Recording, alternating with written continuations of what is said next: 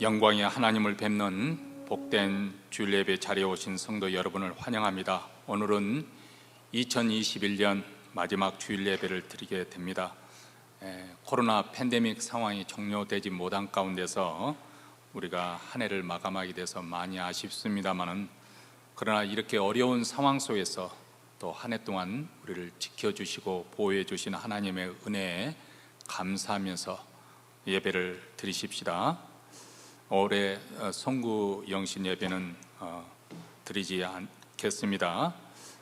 그리고 예배 후에 2022년 달력 이제 뒤늦게나마 분배가 되어지겠습니다. 코로나 팬데믹 상황 속에서 늦게 도착을 했었는데, 이제 목장별로, 각 목장에서는 목장별로 오셔서 사무실에 오셔서 받아가시기 바랍니다. 이제 사도신경으로 우리의 신앙을 하나님께 고백함으로 주일 예배 드리겠습니다. 전능하사 천지를 만드신 하나님 아버지를 내가 믿사오며 그의 아들 우리 주 예수 그리스도를 믿사오니, 이는 성령으로 잉태하사 동정녀 마리아에게 나시고 본디오 빌라도에게 고난을 받으사 십자가에 못 박혀 죽으시고 장사한 지 사흘 만에 죽은 자 가운데서 다시 살아나시며 하늘에 오르사 전능하신 하나님 우편에 앉아 계시다가 저리로서 산 자와 죽은 자를 심판으로 오시리라. 성령을 믿사오며 거룩한 공예와 성도가 서로 교통하는 것과 죄를 사하여 주시는 것과 몸이 다시 사는 것과 영원히 사는 것을 믿사옵나이다. 아멘. 찬송가 78장 참 아름다워라.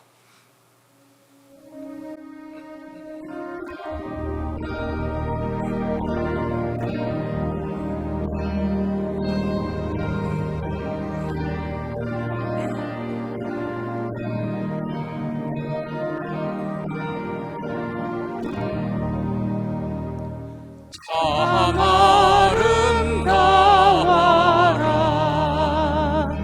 주님의 세계는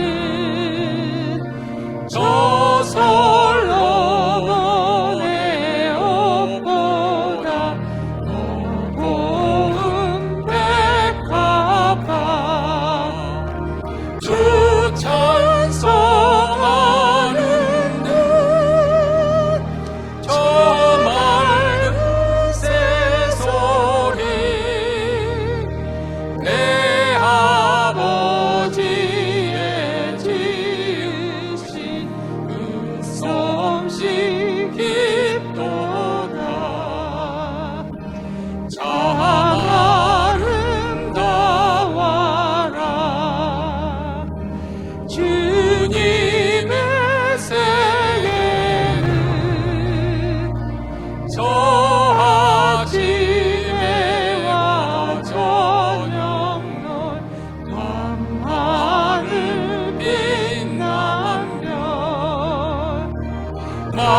막막한 바다와 늘 푸른 봉우리 다 주 하나님 영광을 잘 드러내도다. 참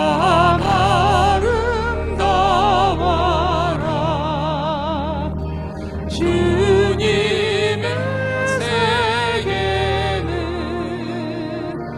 저 산에 부는 바람과 잔잔한 시냇물, 그 소리 가운데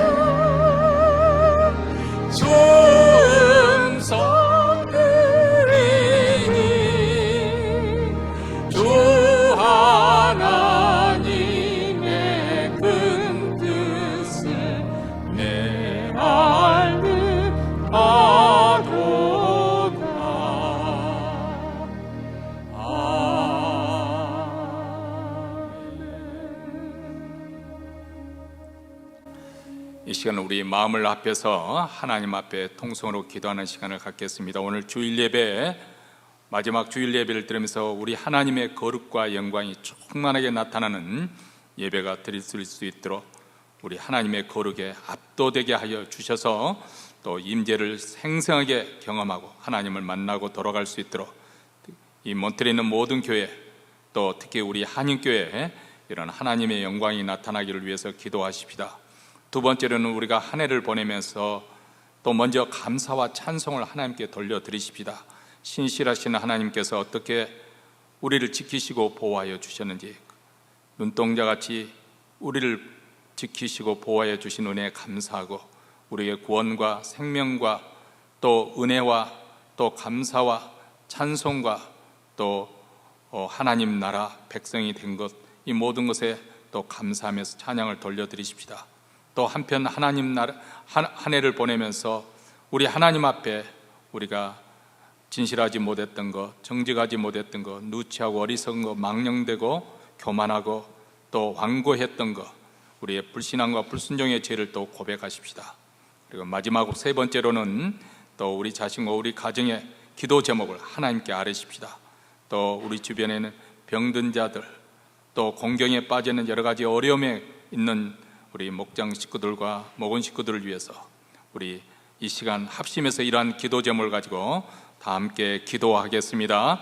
자비로우시고 은혜로우신 하나님 아버지, 복된 주일을 저희들에게 허락하여 주셔서 하나님의 이름을 선포하며 찬양하며 주님 앞에 나옵니다. 그리스도의 피를 힘입어 은혜 보좌 앞에 나왔사오니 주여 우리를 널리 용서하시며 환영하시며 영접하여 주시옵기를 원합니다.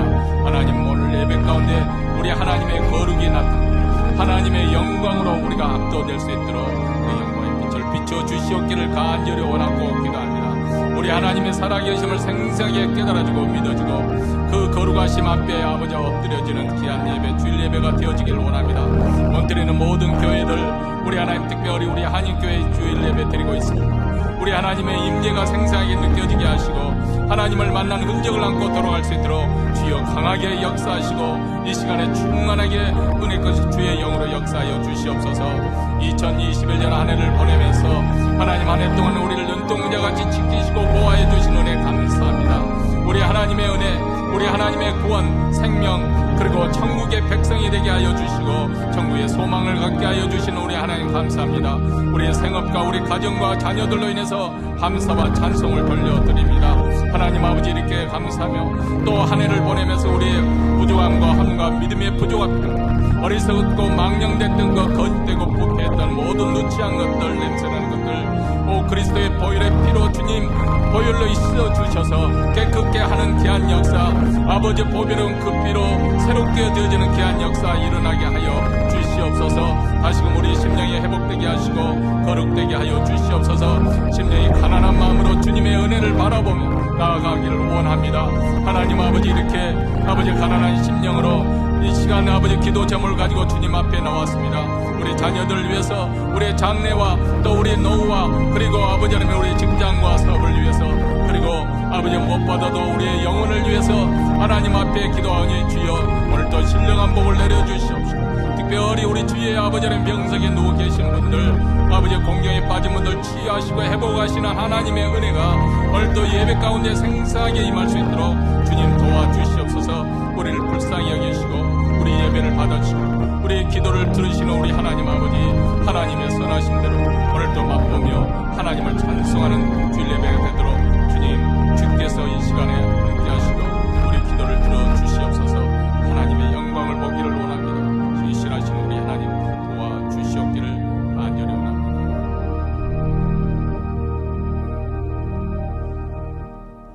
하늘에 계신 우리 아버지여, 이름이 거룩히 여김을 받으시오며 나라의 임하오시며 뜻이 하늘에서 이룬 것 같이 땅에서도 이루어지이다. 오늘날 우리에게 일용할 양식을 주옵시고 우리가 우리에게 죄진 자를 사하여 준 것 같이 우리 죄를 사하여 주옵시고 우리를 시험에 들게 하지 마옵시고 다만 악에서 구하옵소서. 대개 나라와 권세의 영광이 아버지께 영원히 싸움나이다. 아멘. 하나님 말씀은 창세기 3장 3장 8절로부터 13절 말씀 우리 다 같이 읽겠습니다. 그들이 날이 서늘할 때 동산에 거니시는 여호와 하나님의 음성을 듣고 아담과 그 아내가 여호와 하나님의 낯을 피하여 동산나무 사이에 숨은지라. 여호와 하나님이 아담을 부르시며 그에게 이르시되 내가 어디 있느냐?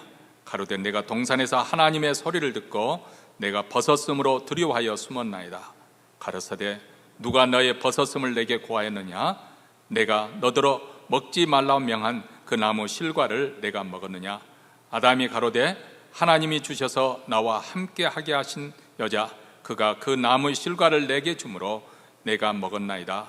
여호와 하나님이 여자에게 이르시되 내가 어찌하여 이렇게 하였느냐? 여자가 가로되 뱀이 나를 깨므로 내가 먹었나이다. 아멘. 오늘날 현대인들은 21세기 맞이해서 정말 고도로 발달된 과학 문명을 누리며 살고 있습니다. 그런데 이렇게 발달된 시대에 살면서도 우리 마음에 더 불안과 불안감은 더 많아지고 있습니다. 급속하게 발전하는 과학뿐만 아니라 이 사회 자체가 얼마나 많이 변해가는지 모릅니다.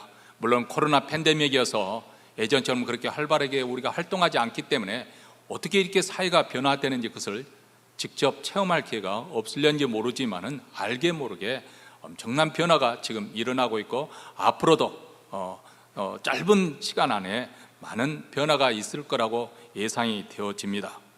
물론 좋은 점도 있습니다. 그 어느 시대보다도 지금 오늘날 시대는 사회가 점점 더 개방적이 되어지고 모든 사람에게 기회가 두어지고 또 인격을 존중하고 또 각 사람의 개성을 또 추구할 수 있는 그런 사회로 변하는 좋은 점도 있죠. 반면에 여기에 파생하는 부작용도 만만치가 않습니다. 사람들이 이제 앞으로 살아갈 이런 시대, 변화된 시대, 그래서 이 전환기에 있는 시대의 사람들은 행복감이 그 다른 시대보다 더 떨어진다고 합니다. 왜냐하면 변화가 급격하게 일어나고 있는데 나만 뒤떨어지는 것 같고 나만 적용하기가 쉽지 않은 것 같은, 우리 권사님들도 그렇잖아요. 뭐 핸드폰을 계속 변화되어 가고 있는데 그 핸드폰을 제대로 사용하는 것이 서투른 사람들은 굉장히 그런 것들이 스트레스가 되어지는 거죠. 또 일하는 사람이, 서비스하는 사람이 없이 무인기로 컴퓨터를 이렇게 조작을 해야 되는 그런 시대가 되다 보니까 점점 스트레스가 많아지고 불만족이 더 많아집니다.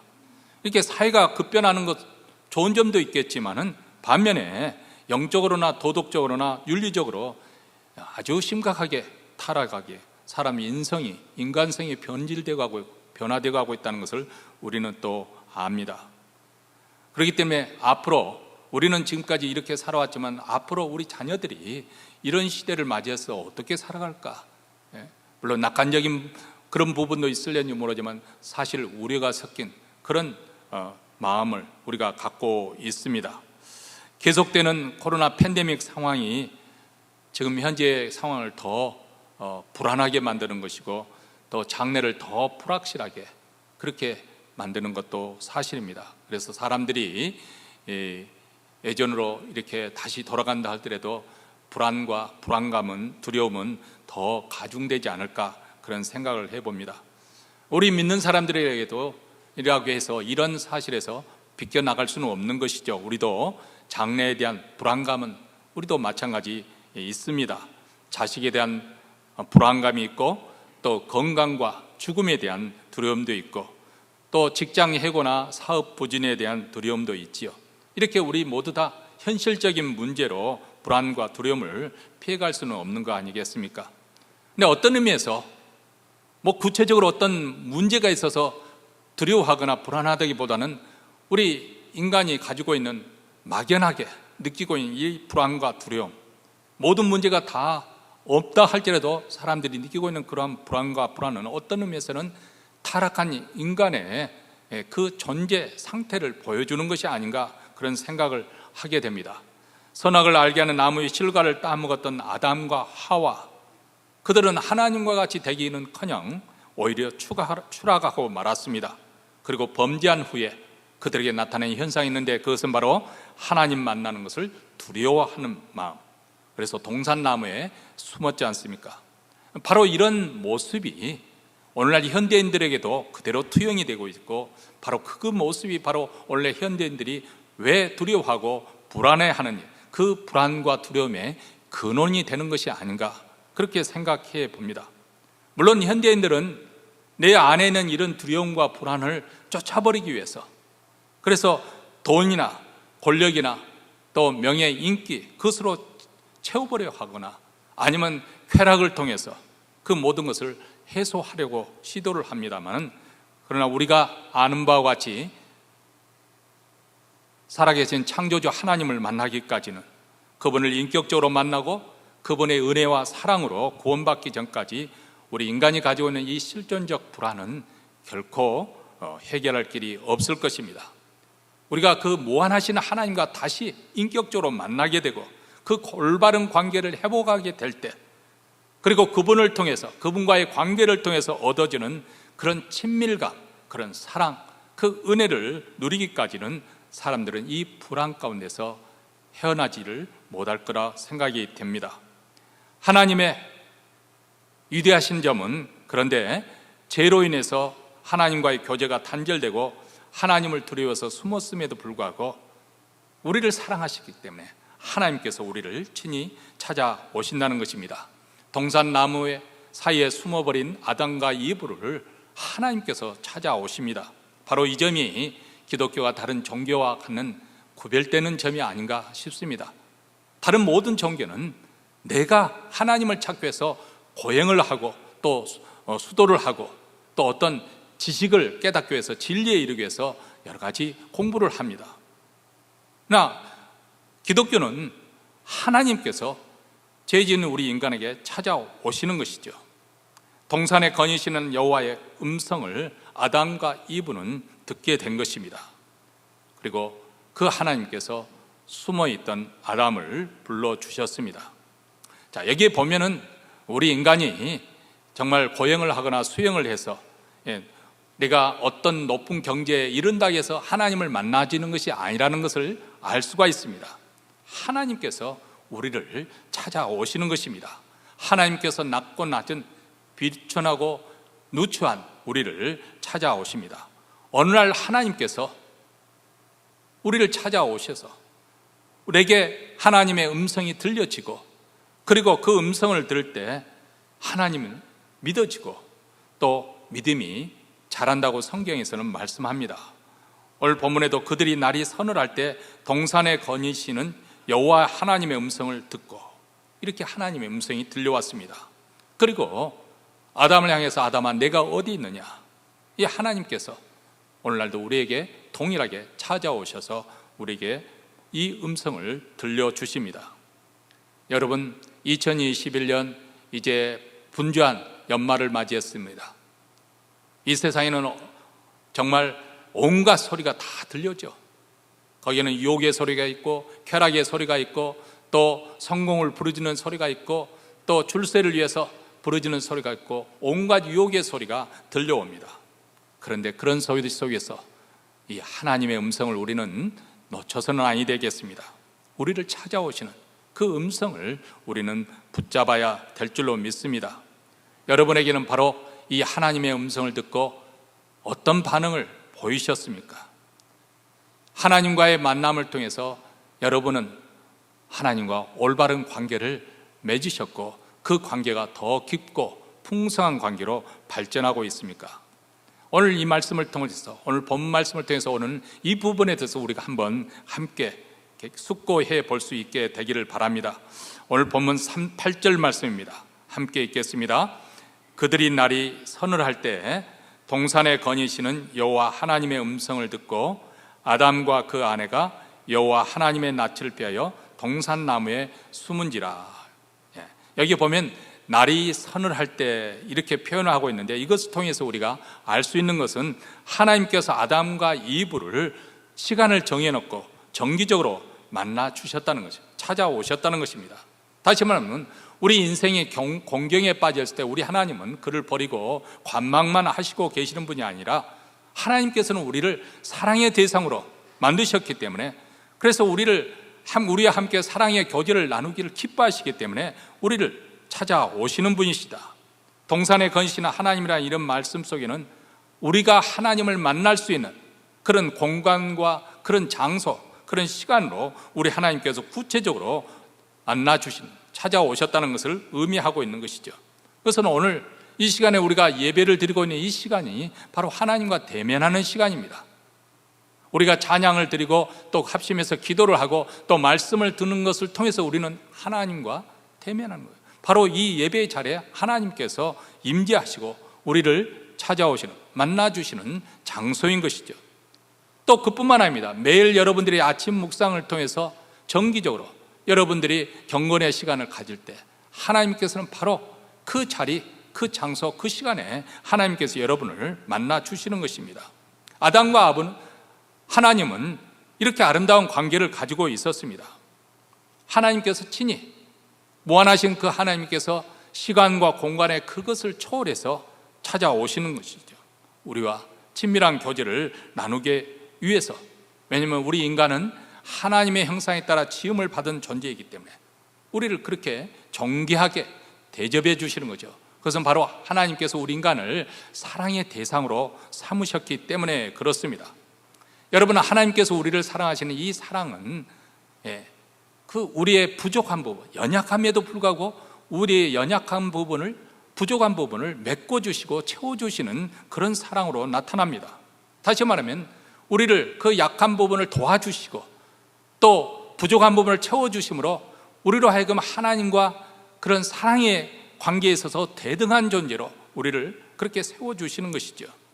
물론 요즘 시대야 그런 분이 없겠지만은 예전에 그렇게 보면은 이 가부장적인 그런 마인드를 가지고 소위 말하면 아내를 부엌대기라고 그러죠. 부엌대기로 그렇게 취급하는 그런 분이 계시잖아요. 그래서 가만히 앉아가지고 물 가져오라, 재떨이 가져오라, 그런 시대가 있었습니다. 아마 지금도 그런 분이 계실는지 모르겠습니다만은, 그러나 또 반면에 남편을 순전히 돈 버는 기계쯤으로 생각해가지고 돈의 가치에 따라 남편을 평가하는 이런 것들은 진실한 사랑이 아닌 것이죠. 하나님이 우리에게 보여주신 진실한 사랑은 무엇이냐? 상대방의 부족한 부분을 메꿔주고 연약한 부분을 담당해주고 세워주는, 붙잡아주는, 하나님은 바로 이런 사랑을 우리에게 보여주시는 거였죠. 그 하나님께서 아담과 이브를 정기적으로 동산에 선을 할 때 찾아오시는 것입니다. 그 하나님은 지금도 우리를 그렇게 방문하십니다. 여러분이 가장 힘들고 고통스러울 때 우리 하나님은 여러분을 떠나지 아니하십니다. 우리 주님께서 약속했지 않습니까? 볼지어다 내가 세상 끝날까지 내가 항상 너희와 함께 있을지로다. 우리 주님께서는 승천하시고 제자들을 버리고 떠난 것이 아니라 내가 간 다음에는 너희에게 보혜사 성령을 보내주시겠다. 그래서 보혜사 성령께서 우리를 찾아오셔서 이제부터 영원까지 결코 우리를 떠나지 아니하고 함께 하시는, 이 보혜사 성령을 통해서 그리스도께서는 함께 하시겠다는 그 약속을 지켜주시는 것이죠. 비록 아담과 하와가 하나님의 명령에 불순종했음에도 불구하고 우리 하나님은 그들을 버리지 아니하시고 찾아오십니다. 다시 말하면 우리 하나님의 약속은 언제나 신실하게 지키시는 것을 볼 수가 있습니다. 반면에 사단이 온 것은 빼앗고 약탈하기 위해서라고 성경은, 하나님 말씀은 말씀하고 있습니다. 뱀이 하와를 유혹할 때 마치 하와를 유하는 것처럼 하와 편에 서서 그렇게 아주 달콤한 말로 속삭이지 않습니까? 선악을 알게 하는 나무 그 실과를 따먹는 순간 너희들의 눈이 밝아져서 여호와 하나님같이 될 것이다, 이렇게 유혹을 했습니다. 근데 아담과 하와가 그 과실을 먹는 순간에 그들이 천국을 본 것이 아니라 지옥을 맛보게 되었죠. 그리고 7절에 보면 자기들의 몸이 벗은 줄 알고 무화과 나무 잎을 엮어 치마를 둘렀다, 이렇게 말하고 있습니다. 그들의 눈이 밝아졌다. 자, 이것은 단순히 시력이 좋아진다는 그런 뜻이 아니라 새로운 사실을 깨닫게 되었다는 것입니다. 좋은 쪽으로, 긍정적으로 어떤 진리를 새롭게 발견했다는 그런 뜻보다도 부정적으로 죄악의 세계에 눈이 떠졌다는 것이죠. 여러분, 어린아이들이 한번 크게 아프고 나면 애들이 약아지지 않습니까? 다 그런 것은 아니겠습니다만은 왜냐하면 한번 아파 보니까 엄마와 온 가족들이 자기에게 온갖 정성과 사랑을 쏟아주고 있거든요. 그것이 너무 좋으니까. 그래서 그 뒤로 보면 별로 아프지도 않은데 꾀병을 부리는 그런 경우가 있지 않습니까? 이렇게 아기가 그런 경험을 통해서 약아지는 거, 바로 눈이 밝아졌다, 그렇게 우리가 표현할 수가 있을 것 같습니다. 바로 아담과 하와가 눈이 밝아졌다는 것은 바로 그것입니다. 선악을 따먹는 그 순간에 죄에 대해서 눈을 뜨게 된 것이고, 그리고 그 죄는 그들에게 수치감을 안겨주었습니다. 갑자기 사실 아담과 이브 외에는 아무도 없는데도 불구하고 지금까지 벌거벗었어도 아무런 부끄러움을 느끼지 않았는데 눈이 떠지니까 벌거벗었다는 사실이 수치감을 가져왔다는 것, 부끄럽게 느껴졌습니다. 그래서 무화과 나무 잎으로 치마를 둘렀다는 것이죠. 여러분, 죄가 이 땅에 개입하기 전까지는 하나님과의 만남이 그들에게는 항상 감격이었습니다. 기쁨이었습니다. 하나님이란 그 단어가 그들에게는 항상 마음이 설레고 울렁거렸습니다. 그런데 선악을 따먹는 범죄한 순간부터 모든 것이 다 변했습니다. 갑자기 하나님의 존재가 부담스러워진 거죠. 하나님의 음성을 듣고 아담과 하와가 여호와의 낯을 피하여 동산나무에 숨은 이유가 여기 있습니다. 하나님의 존재가 두렵게 느껴진 것입니다. 여러분, 죄는 이렇게 사람과의 관계를 단절시키고 사람을 피하게 만들어, 교제가 그런 말만 깨지게 되는 것입니다. 죄는 하나님을 피하게 만들고 사람들의 얼굴도 피하게 합니다. 남편이 죄를 지면 아내의 얼굴 시선을 제대로 맞추지 못하는 것이죠. 아내도 범죄하게 빠지게 되면 남편의 얼굴 똑바로 보지 못합니다. 여러분의 자녀들이 그렇잖아요. 잘못했을 때 부모 앞에서 그들이 눈을 시선을 회피하고 엉뚱한 건데 그 시선을 두지 않습니까? 그래서 어떤 목사님은 그 교회가 건물을 질 때 요즘은 기둥이 없지 않습니까? 이렇게 툭 터진 공간으로, 이게 바로 이제 현대식 건물인데 자기는 일부러 교회 군데군데 그 기둥을, 그것도 좀 큰 기둥을 두었다는 거죠. 왜 그럴까요? 어떤 성도들은 웬일인지 목사 얼굴을 보기가 꺼려지는 거예요. 그래서 그런 분들은 기둥 뒤에 숨어 있으라고, 거기서 안심하고 예배 잘 드리라고, 그래서 기둥을 남겨뒀다. 물론 우스갯소리겠지만은 어쨌든 죄 지은 사람은 시선이 불안정합니다. 마주치지를 못하는 거예요. 여기 보면 하나님의 낯을 피하여 숨은 아담을 하나님께서 부르실 때 이렇게 답변합니다. 내가 동산에서 하나님의 소리를 듣고 내가 벗었으므로 두려워하여 숨었나이다. 수치심과 아울러서 두려운 마음이 생겼다는 거예요. 그리고 그것으로 인해서 하나님으로부터 도망치게 만들었다는 것입니다. 죄가 없으면 하나님을 부인하거나 거부하지 않습니다. 도망칠 이유도 없습니다. 그런데 사람들이 하나님을 거부하고 싫어하는 이유는 그 마음에 죄가 있기 때문에, 어둠이 있기 때문에 그렇다는 것입니다. 여러분, 우리도 우리 자신을 스스로 자가 진단을 해봐야 되겠습니다. 점점 내가 하나님의 낯을 피해서 멀리 떨어져 가고, 예배에 빠지고 싶고, 또 목사님을 대면하고 싶지 않고 성도들과 만나고 싶지 않을 때 어느덧 내 영혼에 뭔지 모르지만 문제가 발생했고 병들었다는 것을 우리는 스스로 자가 진단을 할 줄 알아야 되겠습니다. 자각을 해야 되겠습니다. 자, 이럴 때 우리는 어떤 식으로 대응을 해야 되겠습니까? 아담처럼 하나님의 낯을 피해서 도망쳐야 되겠습니까? 그렇게 해서 문제가 해결될 수 있겠습니까? 그렇지 않습니다. 우리의 인생의 모든 문제의 가장 근원 핵심은 하나님과의 관계에 결국은 달려 있습니다.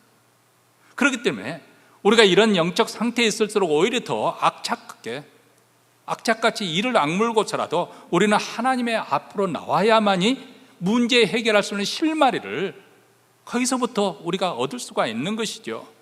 만약 우리가 하나님으로부터 도망간다고 한다면 그 문제가 오히려 더 악화가 될 거고 꼬이게 될 것이고, 그리고 자신이 해결하고자 만지면 만질수록 더 망가지고 있다는 것을 우리는 깨닫게 될 것입니다.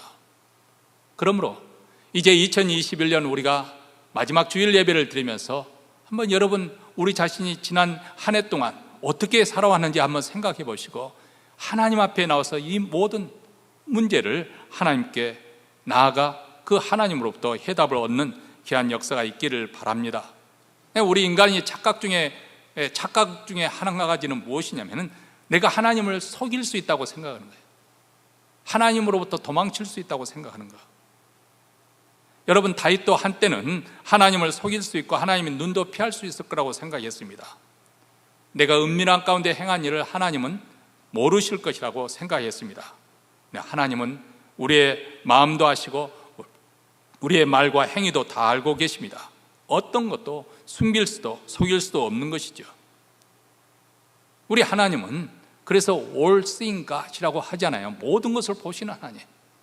계시록에서나 또 에스겔서에 보면 하나님 앞에 생물체가 있는데 그 몸에 눈이 가득하겠다. 이 눈이라고 하는 것은 고대인들에게서는 지혜를 상징하는 것입니다. 그래서 미국 달러에도 피라미드에 보면 눈이 그려져 있잖아요. 고대인들에게서는 지혜를 상징하는 거예요. 이것은 무엇을 말하냐면 하나님은 그 눈이 가득하는 건 뭐예요? 만물에 일어나는 그 모든 일을 다 보고 아신다는 것입니다. 그래서 그 하나님을 가리켜서 전지하시는 하나님이라고 우리는 부르는 것이죠. 이것을 깨달은 다윗이 시편 139편에 이렇게 그래서 고백합니다. 여호와여, 주께서 나를 감찰하시고 아셨나이다. 주께서 나의 앉고 일어섬을 아시며 멀리서도 나의 생각을 통촉하시오며 나의 길과 눕는 것을 감찰하시며 나의 모든 행위를 익히 아시오니 여호와여, 내 혀의 말을 알지 못하는 것이 하나도 없으시니다. 주께서 나의 전후를 들으시며 내게 안수하셨나이다. 이 지식이 내게 너무 귀하니 높아서 내가 능히 미치지 못하나이다. 다시 한번 불꽃 같은 하나님의 눈 앞에서는 모든 만물이 벌거벗은지 다 드러나게 되나, 이렇게 히브리서 기자는 고백하고 있습니다. 하나님을 피할 수가 없는 것이죠. 아니, 우리 하나님은 그분은 무한하신 분이기 때문에 이 우주 어느 곳이라 하더라도 시간과 공간 모든 것을 다 초월해서 어느 곳이든지 어느 시간이든지 그 하나님은 임재하신다. 그래서 계속해서 시편 139편에서 다윗은 또 이렇게 말합니다. 내가 주의 신을 떠나 어디로 가며 주의 앞에서 어디로 피하리이까? 내가 하늘에 올라갈지라도 거기 계시며 음부에 내 자리를 펼지라도 거기 계시니이다. 내가 새벽 날개를 치며 바다 끝에 가서 거할지라도 곧 거기서도 주의 손이 나를 인도하시며 주의 오른손이 나를 붙드시리이다. 그가 피한 장소, 하늘에도 음부에도 바다 끝에 가도 하나님은 그곳에 계신다고 고백하고 있습니다. 여러분, 사람들이 죄를 지하는, 물론 죄를 짓기까지는 여러 가지 과정이 있고 또 우여곡절이 있겠습니다만은, 그러나 가장 결정적인 것은 바로 죄 짓는 그 순간에 사람들이 착각을 하는 거죠. 아무도 보지 않는다. 하나님은 없는 것처럼 느껴지기 때문에 거기에서 무너지는 것입니다. 하나님은 항상 나를 보고 계시고 그분은 나의 마음까지, 행위의 동기까지 알고 계십니다. 그리고 그 하나님은 어느 곳에서나 임재하십니다. 자, 이것을 우리가 깨닫게 되면, 그리고 믿게 된다면 우리가 하나님에 대한 경외하는 마음을 갖게 되죠. 두려워하는 마음을 갖게 되는 거예요. 이 경외하는 마음, 두려워하는 마음을 갖게 될 때 죄지을 마음이 사라지게 되는 줄 믿습니다. 그래서 다윗은 이렇게 계속해서 기도합니다. 하나님이여, 나를 살피사 내 마음을 아시며 나를 시험하사 내 뜻을 아옵소서. 내게 무슨 악한 행위가 있나 보시고 나를 영원한 길로 인도하소서. 아담은 죄를 짓고 하나님의 낯을 피했습니다. 그런데 그 숨어있는 아담을 하나님께서 부르시죠. 아담아, 내가 어디 있느냐. 자, 이 음성은 아담이 범죄했기 때문에 이렇게 하나님께서 부르실 때 그것이 굉장히 아담에게는 부담스러웠을 거예요. 그렇죠? 그래서 마치 죄인을 추궁하는 검사나 경찰의 음성처럼 그렇게 들릴 수도 있겠습니다. 그런데 하나님께서 그렇게 그들을 책망하기 위해서 유업하는 목소리로 그렇게 부르신 것이 아닙니다. 혹시라도 잘못될까 봐 노심초사는, 그래서 안타까워하면서 자식을 부르는 아버지의 음성으로 우리는 이 음성을 받고 생각을 해보시기 바랍니다. 내가 어디 있느냐? 이것은 아담이 숨어있는 장소를 하나님이 몰라서 묻는 것이 아니라는 것은 우리가 압니다. 그렇다면 이 말은 아담이 지금 현재 어느 곳에 위치하고 있는 것인지, 네가 살고 있는 것이 주소가 무엇이니 그것을 묻는 것이 아니라는 것을 안다면, 그렇다면 이 질문은 무엇을 의미하는 것인가? 그것은 바로 내가 지금 어떤 상태에 있느냐, 이것을 묻는 것이죠. 어떤 지경에 있는가? 사실 창조주 하나님께서 이것도 모르실 리가 없지요. 다 알고 계시는데도 아담으로 하여금 그 자기가 잘못한 그 범죄의 대면에서 그것을 더 이상 회피하지 말고 도망치지 말고 그것을 대면해서 그 문제를 해결하기를 원하시기 때문에 우리 하나님께서 맞부닥치시고 그것을 묻는 것이죠. 아담 스스로 거기에 대해서 말해주기를 바라는 것이죠. 하나님, 제가 지금 현재 이런 상태에 있습니다. 이런 어려움 가운데 있습니다. 이렇게 고백해 주시는 것이죠. 여러분, 이 질문은 오늘 설교 제목과 마찬가지 내가 어디 있느냐, 이 질문은 우리 모두에게도 동일하게 해당되는 말씀입니다. 이것은 어떤 의미에서 보면 우리 인생의 가장 근본적인, 돈이 되는 것은 아니지만은 우리 인생 존재에 대해서 가장 근원적이고 또 근본적인 그런 본질적인 질문이기도 합니다. 여러분, 하나님께서 오늘 이 아침에 여러분에게 내가 어디 있느냐 이렇게 묻는다면 무엇으로 여러분은 답변하시겠습니까? 하나님, 2021년 이 한 해 동안 저는 하나님의 음성을 예면하고 살았습니다, 이렇게 답변하시렵니까?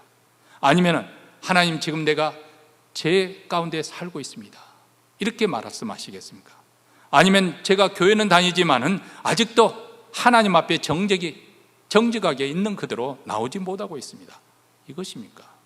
아니면 주님, 제가 여기 있습니다, 저는 죄인입니다, 저를 용서해 주시고 받아주시기 바랍니다, 이렇게 겸손히 하나님 앞에 기꺼이 자기 자신을 드러내며 나오시겠습니까? 우리 주님은 이렇게 말씀하셨습니다. 건강한 자에게 의인이 쓸데없고 병든 자에게야 쓸데있느니라. 내가 의인을 부르러 온 것이 아니요 죄인을 부르러 왔노라.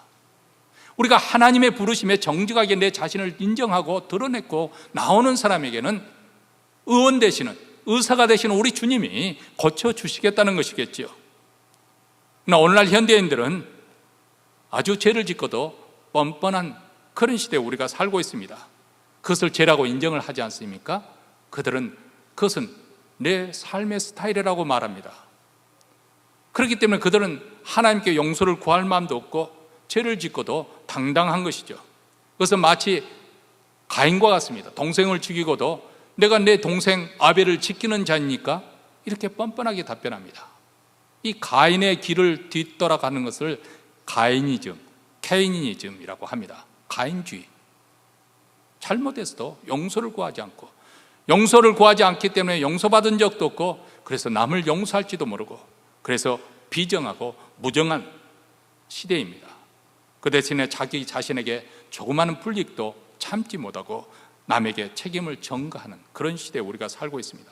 이것이 바로 죄에 빠진 인간의 실존 상태입니다. 아담도 하나님께 용서를 구하지 않았습니다. 오히려 나는 잘못이 없다는 식으로 하나님께 이렇게 항의를 하는 모습을 보여주고 있죠. 선악과를 따먹기는 했지만 그 여자가 주어서 나는 먹었다, 이런 식으로 말하는 얘기도 보면은 그 여자를 주신 분이 하나님이 아니십니까? 그래서 은근히 하나님과 그 여자에게 그 책임을 전가하는 그런 모습을 봅니다. 여러분, 참 이것은 우리가 왜 그렇게 책임 회피를 하고 남에게 남 탓을 하고 하는지를 우리가 이를 통해서 통분히 하면 아담의 후예가 아닙니까? 내가 좋아서, 내가 선택해서, 내가 결정을 다 해놓고도 막상 어려운 일이 봉착하게 되면 왜 하나님이 이러십니까? 이렇게 말하는 것이 아니면, 심지어는 하나님을 나는 믿지 않는다고 하는 사람들도 어려운 일이 생기면은 하나님을 원망하는, 아니 평소에 하나님이 있는 것을 믿지 않는다고 하면서도 하나님께 원망하는 그런 게 따져 묻는 사람들이 있습니다. 아담은 선악과를 먹지 말라. 먹는다는 정령 죽으리라. 하나님으로부터 직접 그 음성을, 그 금령을 받은 사람이지요. 하와는 아담을 통해서 간접적으로 그것을 들었겠지만 이런 면에서 보면 아담은 핑계댈 수가 없는 거예요. 이럴 때 하나님, 제가 그 금령을 받았음에도 불구하고 내가 범죄했나이다, 내가 잘못했습니다, 이렇게 고백하고 나왔다면 얼마나 좋았겠어요. 그러면 하나님께서 다시 그들로 하여금 다시 출발할 수 있는 다른 기회를 주지 않았을까. 근데 아담은 그렇게 하지 않고 오히려 책임을 이 여자와 그 여자를 준 하나님이 탓으로 그렇게 돌리는 그 모습.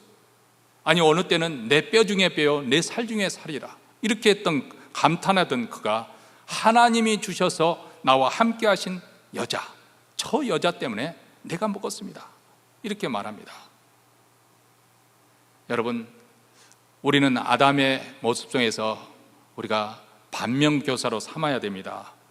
이렇게 잘못되었을 때는 하나님, 제가 잘못했습니다, 이렇게 회개하고 돌아오면 얼마나 좋겠습니까? 근데 죄의 특성 중에 하나가, 죄는 하나님으로부터 멀어지게 하고 오히려 완고하게, 사람 마음을 완고하게만 해서 회개치 않게 하는 것입니다. 그래서 여러분, 우리가 받은 복 중에서도 가장 큰 복은 무엇이냐? 죄를 인정하고 회개할 수 있는 복이에요. 예수 믿는 사람들이 왜 복 받은 것이냐? 우리는 죄인이라는 것을 적어도 인정하잖아요. 내가 비록 세상 사람들도 올등하게 의롭게 살지는 못하지만은 적어도 하나님 앞에 내가 죄인이라는 것을 인정하는 사람들이죠. 나는 구세주가 필요합니다. 하나님의 은혜를 이렇게 받아들이는 사람들이잖아요. 근데 죄는 그렇게 완고해서 회개할 줄을 모르기 때문에 하나님의 은혜가 임해야만이 회개할 수 있는 거예요. 그것을 인정하는 거예요. 아담은 어땠습니까? 그것을 부정했지요. 책임을 전가했습니다. 죄를 숨기려고 했습니다. 그 결과 그들은 에덴 동산에서 추방당하고 낙원을 잃어버리고 말았습니다. 자, 우리 인생도 아담처럼 잘못과 과오가 있을 수가 있는 것이고요, 2021년에도 우리도 죄에 빠질 수가 있습니다. 그런데 이럴 때 우리는 아담과 다른 방식으로 우리는 대처를 해야 됩니다. 하나님으로부터 도망가서는 안 되는 것이죠. 변명하지도 말고, 책임 전가도 하지 말고, 세상 탓이나 여건 탓, 환경 탓하지 말고, 하나님 탓하지 말고, 그 대신에 하나님께 나와서 겸손하게 용서를 구합시다. 여기에 살 길이 있습니다. 우리 하나님께서는 이렇게 말씀하십니다. 자기의 죄를 숨기는 자는 형통치 못하나 죄를 자복하고 버리는 자는 불쌍히 여김을 받으리라. 여러분, 이 하나님 말씀 속에 담겨있는 하나님의 진심을 우리는 믿을 수 있게 되기를 바랍니다. 우리는 하나님의 본심에 대해서 오해하거나 의심해서는 아니 됩니다.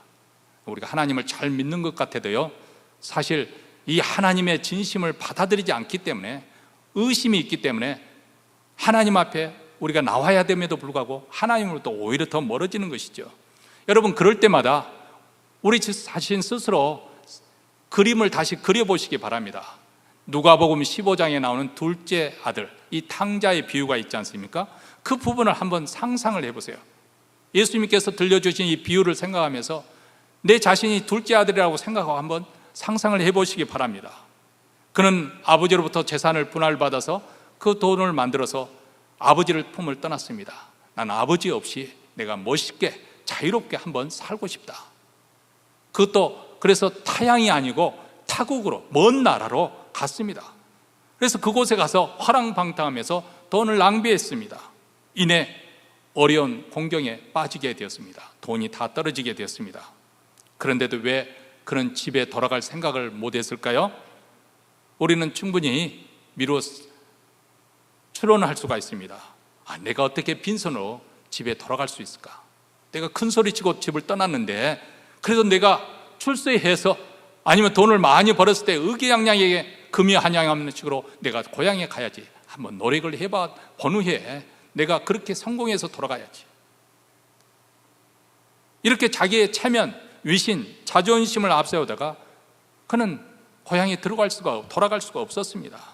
물론 그가 성공하려고 애를 썼겠지만은 그럴수록 점점 더 수렁에 빠지고 결국은 흉년이 들 때 그는 굶주려 죽게 되었습니다. 그때 비로소 정신을 차리게 됐다는 거예요. 정신이 돌아왔다. 내가 여기에 있다가는 그대로 굶어 죽겠구나. 그래서 하나님 앞에 아버지께로 돌아가게 되는 것입니다. 이와 마찬가지입니다. 여기 계신 분들은 그렇지 않은 분들 계시겠지만은 사실 우리 누구나 다 하나님 앞에서 자존심 부리고, 그래서 선뜻 잘못된 것을 인정하지 않고 오히려부터 하나님부터 멀어지고 고집피운 때가 있었어요. 그렇죠? 사실 자존감, 이 자존심이라는 것은 열등감에 반비례하는 것이잖아요. 그렇죠? 열등감이 있으니까 아무것도 아닌 것들도 괜히 열을 내고 화를 내고 또 폭발하는 거죠. 근데 사실 자존감이 높은 사람들, 이 자존감, 자기 자긍심이 있는 사람들, 하나님의 그 은혜와 사랑으로 자긍심이 높은 사람들은 남이 나를 좀 비판을 해도 남이 나에 대해서 평가절하를 해도 그렇게 기분 나쁘게 듣지 않습니다. 그것에 과잉 반응을 하지 않습니다. 왜냐하면 그만큼 자긍심이 있기 때문에. 자존감이 부족하게 되면 이 불필요한 그 자존감을 내세우게 되는 것이죠. 하나님 앞에 자존감을 내세우는 것처럼 어리석은 것이 어디 있겠어요? 사실 그것은 엄밀한 의미로 말해서 교만이고, 교만은 곧 죄입니다. 우리 인간이 망하는 이유는 죄 때문에 망한다고 보다도, 죄야 모든 인간들이 다 죄인이기 때문에, 그보다도 왜 망하는 것인가? 하나님 앞에 자존감을 내세우면서 교만하기 때문에 그런 거예요. 회개치 않는 것인가? 그것 때문에 망하는 것이죠. 사실 예전에 우리가 예수 믿기 전에는 누구나 다 이 자존감, 자존심을 앞세운 사람들이었죠. 그래서 누가 말 한마디만 하면은 마치 내 존재가 망가진 것처럼 그렇게 분을 내서 싸우고 원망하고 그렇게 했지 않습니까? 그러나 이제는 하나님의 아들과 딸이 되었으니까 남이 이렇게 말해도 저렇게 말해도 그것 때문에 내 평가가 달라지는 거 아니죠. 그래서 나는 당당한 거예요. 이러는 이야기 듣고도 얼마든지 그것을 그냥 감당해낼 수가 있는 것이 바로 하나님의 사람들의 모습이 아니겠어요? 예전은 쓸데없는 자존심을 앞세우다 보니까 가는 곳마다 관계가 깨지고 또 아픔이 찾아오고 남에게 상처를 주고 본인도 아프게 되는 거죠. 그때는 하나님의 구원과 은혜와 복과는 아무 상관이 없었습니다. 그런데 그렇게 살던 어느 날 불현듯 하나님의 은혜가 임하게 된 것이고, 내가 비천한 죄인이라는 사실을 깨달아지고 믿어졌습니다. 그래서 하나님께 돌아가게 된 것입니다. 여러분, 바로 이렇게 하나님께 돌아갈 때 하나님은 우리를 어떻게 맞이해 주십니까? 집을 떠난 아들이 돌아올 때 아버지가 어떻게 맞이해 주셨나요? 멀리서 오는 그를 보고 달려나가서 그를 얼싸안으면서 누더기 옷을 벗겨버리고 새 옷을 입히고 손에 가락지를 끼워주고 그리고 신발을 신겨줍니다. 그러면서 살진 송아지를 잡아 잔치를 하자, 이렇게 말합니다. 물론 아들은 매우 부끄러웠습니다. 내가 죽을 죄로서 하나님과 아버지께 죽을 죄를 지어서 이제는 아들이라고 불릴 자격도 없습니다. 그저 아버지의 품꾼 하나로 여겨주시면 좋겠습니다. 그런데 아버지는 아랑곳하지 않고 내 아들이 죽었다가 살아왔고 잊었다가 다시 얻었노라 하면서 기뻐하며 환영을 하지요. 자, 이럴 때 탕자의 마음에 어떤 생각을 했을까요? 내가 이럴 줄 알았다면 진작 돌아올 걸. 그런데 왜 그동안 그렇게 못했을까요? 아버지를 오해했기 때문에 그런 것이죠. 왜냐하면 내가 집을 나가서 아버지를 버렸기 때문에 아버지도 나를 버린 것으로 생각을 한 것이죠. 내가 아버지를 잊었기 때문에 아버지도 나를 미워하고 호적에서 내 이름을 지워버렸을 것이라고 생각한 것이죠. 그런데 돌아와 보니까 그게 아니었습니다. 아버지는 오히려 둘째 아들이 집을 나가고 방황하는 그 순간에도 아버지는 변함없이 사랑했습니다. 그래서 늘 기다리고 있었습니다. 아들이 돌아왔기 때문에 그를 용서하고 받아들인 것이 아니라 이미 아버지는 그를 용서했어요. 그래서 그가 용서를 구하는 그 말도 들은 척도 하지 않고, 아니 죽었다가 내가 다시 살아왔으니 그것으로 족하다. 내가 너를 잊은 줄 알았는데 내가 찾았으니 그것으로 나는 만족한다. 이미 용서하고 기다리는 것이 아버지의 마음이었고, 그리고 이 비유를 들려주신 것은 하늘에 계신 우리 아버지의 마음이라는 것입니다. 여기에 바로 하나님의 사랑이 나타나는 거예요. 여러분, 오늘 또 예배 자리에 나오기 전까지는 하나님을 대면하는 것이 어떤 분은 피하고 싶고 또 오고 싶지 않은 그런 마음도 있었는데, 일단 예배 자리에 나오면 그래, 내가 나오기를 잘했지. 하나님이 기꺼이 두 팔을 벌리면서 나를 환영해 주신다는 그것이 믿어지잖아요. 깨달아지잖아요. 근데 내가 왜 길을 그렇게 돌고 돌아서 먼 길을 가고 있는가? 참 내가 어리석었구나. 이렇게 깨달아지는 것이죠. 하나님의 사랑은 로마서 5장 8절에서 이렇게 말씀합니다. 우리가 아직 죄인 되었을 때 그리스도께서 우리를 위하여 죽으심으로 하나님께서 우리에게 대한 자기의 사랑을 확증하셨느니라. 우리는 예수님의 십자가, 그것을 생각하게 되면 하나님이 나를 어떻게 사랑하시는가, 내가 의롭게 되어서 선량한 삶을 살아서 도덕적으로 우월한 삶을 살아서 하나님께서 나를 사랑하시는 것이 아니라 아직 죄 가운데 있었음에도 불구하고 하나님께서 나를 위해서 십자가에 자신의 독생자를 내어주시기 정도 나를 사랑하셨다는 것입니다. 여러분, 이 하나님의 사랑을 우리가 거부하지 말아야 되겠습니다. 그 진심에 대해서 의심하지 말아야 되겠습니다. 예수 믿는 길을 마치 내가 손해보는 것처럼 그렇게 생각하지 마시기 바랍니다. 여러분, 하나님의 사랑이 정말 믿어지면은 그 사랑이 하나님께서 나를 잘못된 길로 오도해서 이끌어가겠어요? 나로 하여금 손해보는 길로 가겠습니까? 나로 하여금 엉뚱한 길로 내 인생이 망가지도록 그렇게 이끌어져 가겠어요? 그것을 믿지 못하니까 우리는 선뜻 하나님 품으로 돌아가지 못하고 길을 스스로 멀게 돌아서 가도록, 그래서 결국은 두 손 들고 돌아올 때 돌아오게 되는 것이죠. 하나님의 사랑을 우리는 믿어 의심하지 않고, 그래서 우리는 숨기지 말고 정직하게 그분 앞에 나올 수 있게 되기를 바랍니다. 그래서 이전보다 더 그 주님을 사랑하고 또 그분과의 교제가 더 깊어지기를 바랍니다. 2021년 우리가 마지막 주일 예배를 드리면서 우리 모두 하나님의 음성을 외면하지 않고 순종하는 자가 되시기를 주의 이름으로 축원합니다.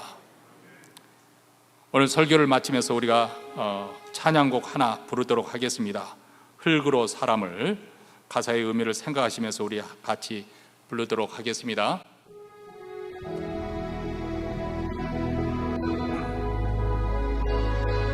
흙으로 사람을 지으사 그 코에 생기를 불어넣으신 하나님, 흙으로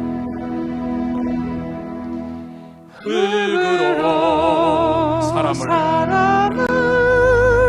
지으사 그 코에 생기를 불어넣으신 주 하나님, 넣으신 주 하나님, 우리 위의 아들을, 우리 위의 아들을 세상에 보내신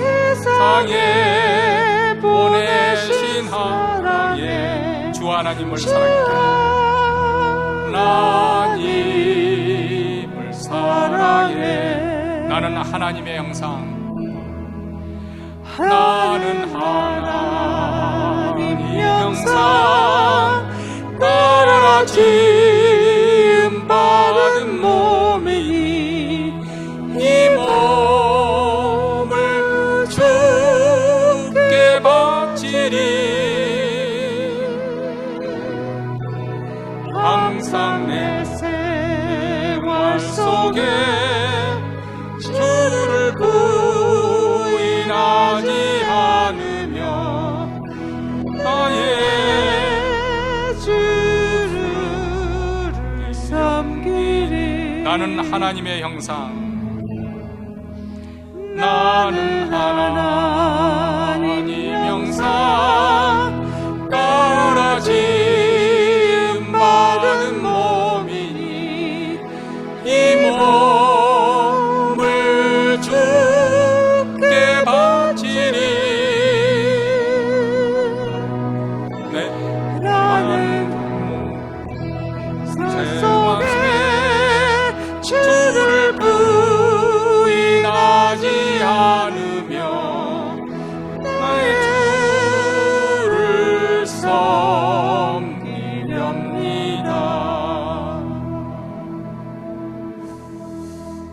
하나님 아버지, 세상에는 많은 소리가 있습니다.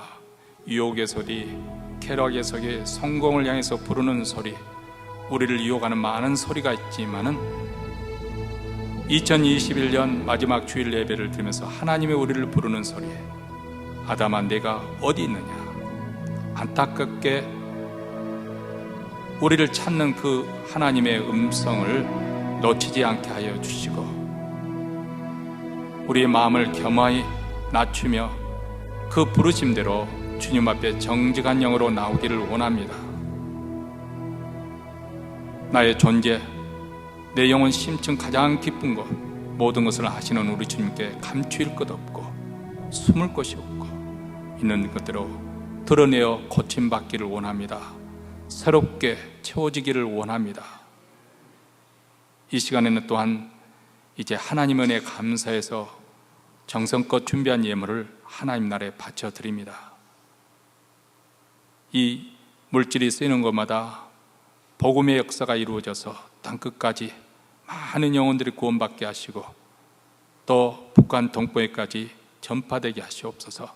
주의 교회를 더욱더 말씀과 기도로 흥황하게 하여 주셔서 사명을 잘 감당케 하시고 또 오늘 주일 예배를 드리러 내 자신을 드리며 예배하는 사랑하는 성도들, 그 심령에 천국의 기쁨이 임하게 하시고 가정에 평강이 임하며 자녀들이 복되고 번성하는 귀한 복을 더욱 부어 주시옵소서.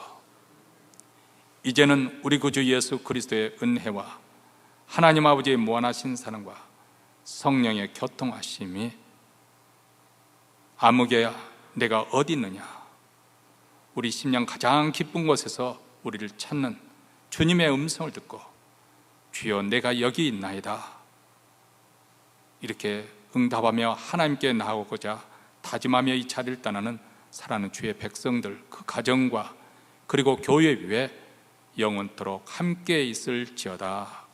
아멘.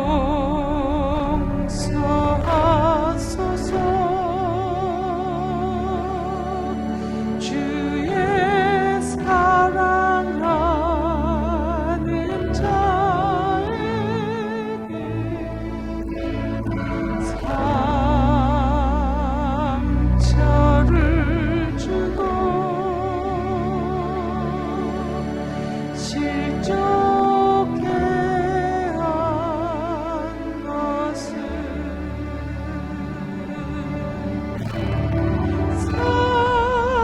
상하고 통회하는 마음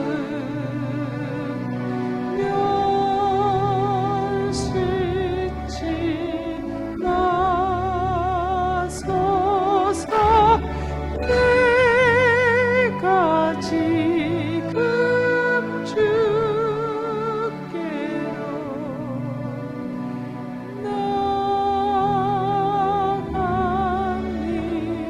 나갑니다.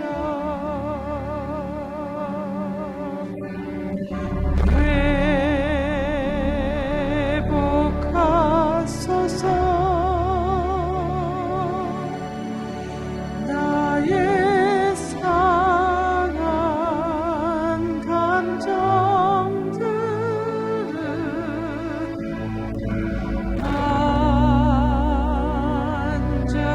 만져주소서. 찢긴 내 마음을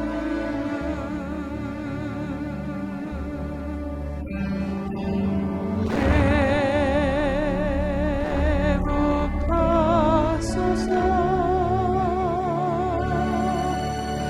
당신의 거룩한 영으로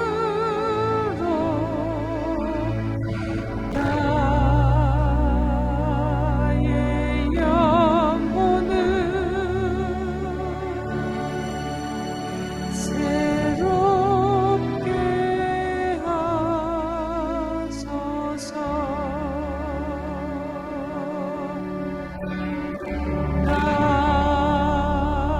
나의 영혼을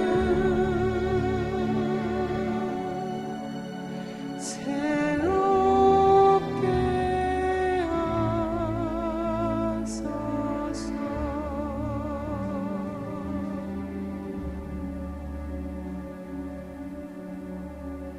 그 선한 힘에 고요히 감싸여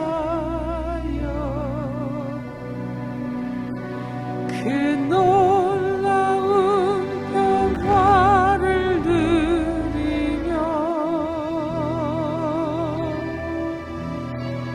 나 그대들과 함께 걸어가네.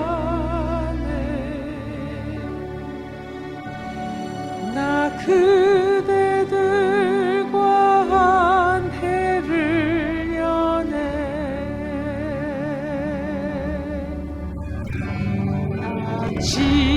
지나간 허물 어둠의 날들이 무겁게 내 영혼 짓눌려도 오 주여 우릴 외면치 마시고 약속의 구원을 이루소서. 그 선한 힘이 우릴 감싸시니 믿음으로 일어날 일 기대하네.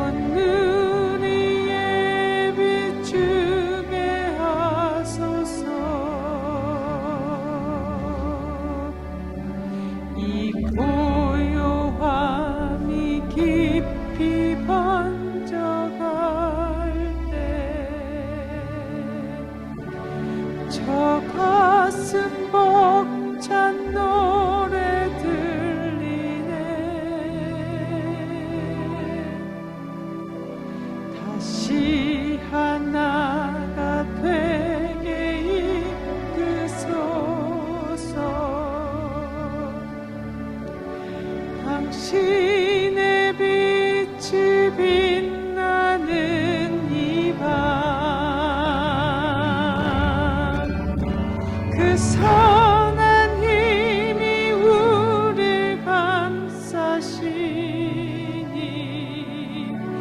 믿음으로 일어날 일 그대 안에 주 언제나 우리와 함께 계셔 하루 또 하루가 늘 새로워 그 선한 힘이 우릴 감싸시니 믿음으로 일어날 일 기대 안에 주